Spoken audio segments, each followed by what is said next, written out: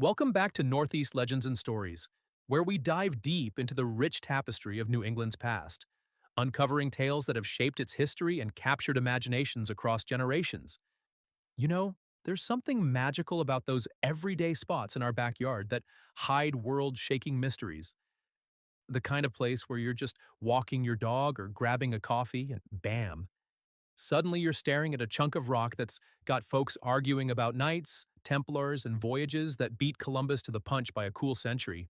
Today, we're peeling back the lichen on one of those enigmas, the Westford Knight, tucked away in a sleepy Massachusetts town that's more minivans than medieval armor.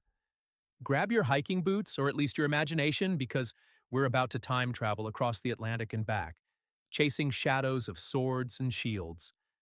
Let's get into it. Picture this. It's the late 1300s, and Europe is a powder keg of kings scheming, plagues lingering, and whispers of holy relics that could topple empires. Enter Henry Sinclair, not your average laird fiddling with sheep on some foggy isle. No, this guy's the Earl of Orkney, a Scottish powerhouse with Norse blood in his veins, married to the daughter of the King of Norway's cousin. He's got castles, he's got clout, and rumor has it, he's got his eye on horizons no one's dared chase since the Vikings hung up their longships. Henry's not just a noble. He's a navigator, a dreamer with a fleet at his fingertips, and a hunger for the unknown that burns brighter than a North Sea storm. Now, how do we even know about this wild chapter? It all hinges on a dusty set of letters from the 1550s, yeah, over a century later, penned by two Venetian brothers, Niccolo and Antonio Zeno.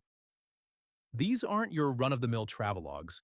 They're like a Renaissance fanfic meets ship's log, describing voyages sponsored by a mysterious prince who sounds an awful lot like our Henry.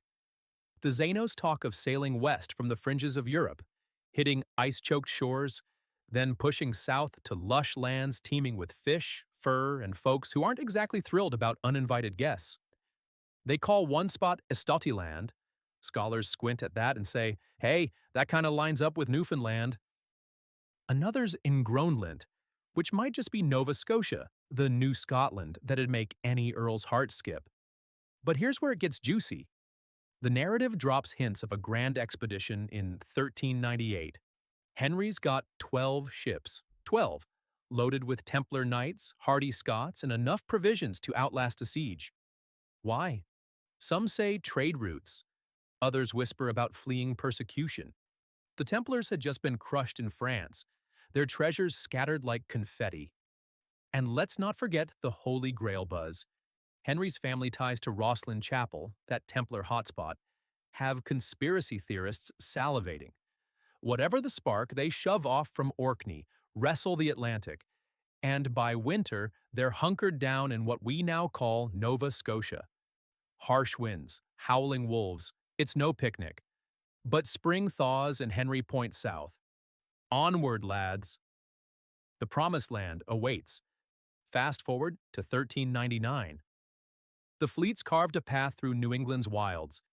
Think dense forests thicker than a Highlander's beard, rivers like silver veins snaking toward the interior. Henry's crew, battle-hardened but homesick, presses on, mapping, trading beads for beaver pelts, dodging what the Zenos call cannibal kings, probably just locals with a fierce reputation. But tragedy strikes like a rogue wave. One of Henry's right-hand men, Sir James Gunn of the fierce clan Gunn, those Norse-Scottish warriors with a crest of rampant lions and a motto that basically screams death before dishonor, takes ill.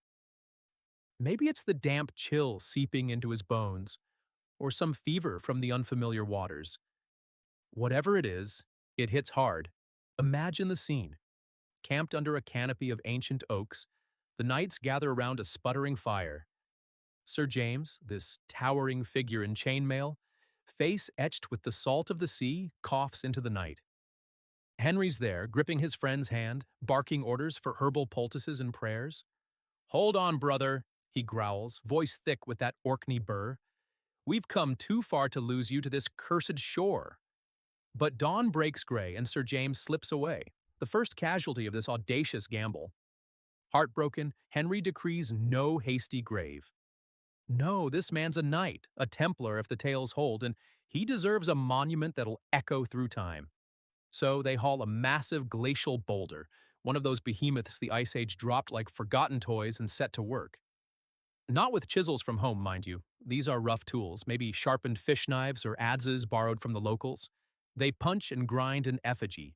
A recumbent knight, sword clutched in mailed fist, shield emblazoned with the gun arms. Wait, or is it Sinclair's? Debates rage, but picture a bold T cross for the Templars or those intertwined hearts symbolizing undying loyalty. A heart nearby, they say, marks his final beat. And just downslope, a faint outline of a longship, as if to ferry his spirit home. Whoosh, snap back to the 20th century. It's 1873 and some sharp-eyed surveyor in Westford, Massachusetts, a town that's all apple orchards and mill ponds now, spots odd grooves on a ledge along what's now Depot Street. He jots it in a gazette here. Rude figure, likely an Indian artist's work. Fair enough. Native petroglyphs dot New England like forgotten tattoos on the land. Fast forward to the 30s, and locals start squinting harder. Is that a sword? An Irish monk's mark, maybe? But the real fireworks hit in 1954. Enter Frank Glynn, an archaeologist from Connecticut with a knack for seeing shapes in stones. He's chatting with this British expert, T.C. Lethbridge, who's all about ancient symbols. And they decide to chalk it up. Literally. White powder on the rock, and suddenly there he is. The knight. Legs akimbo, helmeted head. That sword pommel gleaming like it was forged yesterday. Glynn snaps photos and boom, the Westford Knight is born. Not as a plow scar or glacial scratch, but as a badge of medieval swagger. Westford, yeah, that little gem northwest of Boston, hugging the New Hampshire line. To find it, hop off I-495. Weave through tree-lined streets past the Rudenbush Community Center. That's where folks do yoga and town hall squabbles, and bam, you're on Depot Street. Park at the old Abbott School lot. It's got that classic red brick vibe. Stroll back 100 yards, and there it is. A sheer ledge, 20 feet of pudding stone, that's the local granite pudding, studded with pebbles like raisins in rock-flavored oatmeal. The night's about 5 feet long, faint as a watercolor left in the rain, but oh, the details pop if you let your eyes adjust. That sword, a hand-and-a-half beauty, wheel pommel style straight out of 14th century Scotland. The shield's got heraldic vibes. Some say it's the Sinclair engrailed cross. Others swear it's Gunn's golden lozenges. And 50 feet away, the boat stone. A sketchy outline of a 50-foot vessel, oarlocks and all, like the longships that birthed this saga. But hold up, is this history's greatest Easter egg or just a cosmic joke? Let's play devil's advocate because no good legend thrives without a healthy scrap. Skeptics, sharp folks like archaeologist Ken Feder, point fingers at the weathering. See, that rock's been battered by 600 years of New England winters. Freeze-thaw cycles that'd erase a gravestone inscription in decades. Yet our knight? He's sharpening up over time like he's had a spa day.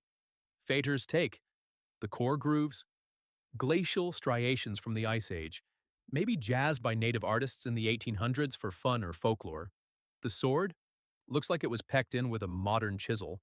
Metal tool marks, not Stone Age grit. And that knight figure? Glynn's chalk might have birthed it from wishful thinking, shadows turning into armor. No voyage logs from Sinclair's time corroborate the Zenos' tales. Those letters scream 16th century embellishment, pieced from fishermen's yarns to hype Venetian glory. Then there's the chain of evidence, or lack thereof. Henry's real, sure. Records show him quelling pirates in the 1380s Orkney, but a transatlantic jaunt? Zeno's prince could be a mashup of explorers and the Templar angle? Tantalizing, but thinner than Highland mist. Forensic geologist Scott Wolter poked at the stone in 2007, dating minerals to pre-colonial eras, but even he admits it's no slam dunk. Locals love it, though. The Clan Gun Society's all in, claiming Sir James as their own, buried right there under Prospect Hill a mile off. They've got a bronze statue now, a life-size knight flat on his back, chained off like he's guarding buried gold. Tourists snap selfies, kids dare each other to touch the rock, and every autumn, history buffs gather for cleanings and chalk-ins, keeping the legend polished. What gets me, though, is how this knight refuses to stay buried. He's not just a carving, he's a mirror for our itch to rewrite the map. Imagine if Henry's fleet did drop anchor here, swapping tails with the Abenaki, sketching coastlines that'd make Columbus's charts look like doodles. Did they carry the Grail's shadow, or just the grit to chase horizons? Sir James, fading under alien stars, whispering Gaelic prayers as his mates etch his valor into eternity. It's the stuff of ballads, the ache of what-ifs that make history hum. And hey, that's the thrill of these northeast corners. They're not dusty museums, they're living breaths of maybe. Next time you're cruising Route 2, detour to Depot Street, let your fingers trace that faded sword. Feel the pulse of 600 years. Who knows? You might hear the clink of mail, the sigh of sails in the wind. That's the legend's gift. It pulls you in, makes you wonder, what secrets are we still blind to? That's our deep dive into the Westford Knight, a stone-cold enigma that's anything but cold. If this tale's got your wanderlust fired up, hit us up on socials with your own brushes with the bizarre. What's the weirdest what-if in your town? Until next time, keep chasing those whispers from the past. I'm your host, Mike D., signing off from the heart of New England. Stay curious, friends.